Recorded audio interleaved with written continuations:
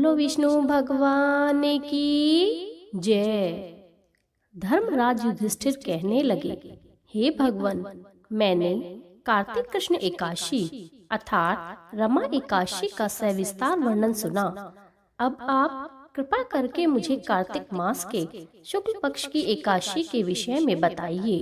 इस एकादशी का क्या नाम है तथा इसके व्रत का क्या विधान है? इसका व्रत करने से किस फल की प्राप्ति होती है?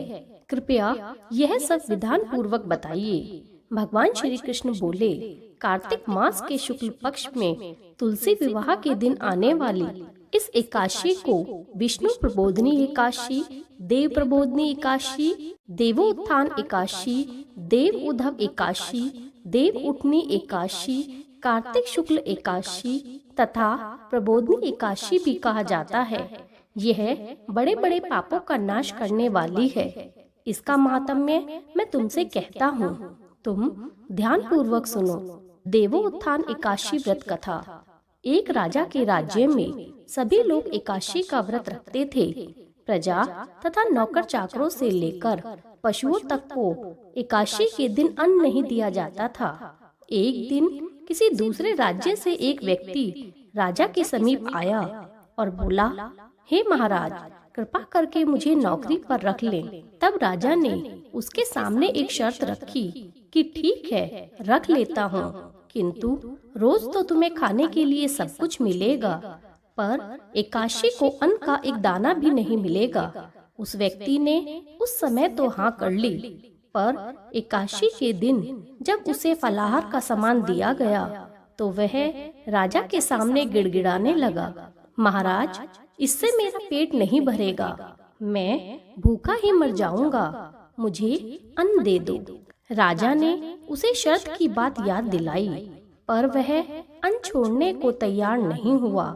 तब राजा ने उसे आटा, दाल, चावल आदि दिए।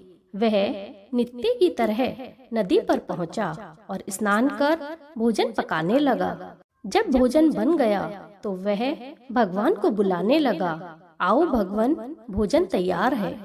उसके बुलाने पर पीताम्बर धारण किए भगवान चतुर्भुज रूप में आ पहुँचे तथा प्रेम से उसके साथ भोजन करने लगे। भोजन आदि करके भगवान अंतर्ध्यान हो गए और वह भी अपने काम पर चला गया।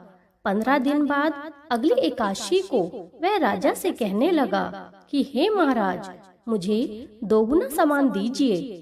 उस दिन तो मैं भूखा ही रह गया। राजा ने कारण पूछा तो उसने बताया कि हमारे साथ भगवान भी खाते हैं, इसलिए हम दोनों के लिए यह सामान पूरा नहीं होता है। यह सुनकर राजा को बड़ा आश्चर्य हुआ। वह बोला, मैं नहीं मान सकता कि भगवान तुम्हारे साथ भोजन करते हैं। मैं तो इतना व्रत रखता हूँ, इतना पूजा पाठ करता हूँ, पर भगवान ने तो आज तक कभी मुझे दर्शन नहीं दिए। राजा की बात सुनकर वह बोला, हे महाराज, यदि विश्वास न हो तो साथ चलकर देख लो। राजा एक पेड़ के पीछे छिपकर बैठ गया। उस व्यक्ति ने भोजन बनाया तथा भगवान को शाम तक पुकारता रहा, परंतु भगवान नहीं आए। अंत में उसने कहा, हे भगवान, यदि आप नहीं आए तो मैं नदी में कूदकर अपनी जान दे दूंगा। लेकिन भगवान नहीं आए। तब वह प्राण त्यागने के उद्देश्य से नदी की तरफ बढ़ा। प्राण त्यागने का उसका दृढ़ इरादा जान शीघ्र ही भगवान प्रकट होकर उसे रोक लिया और साथ बैठकर भोजन करने लगे।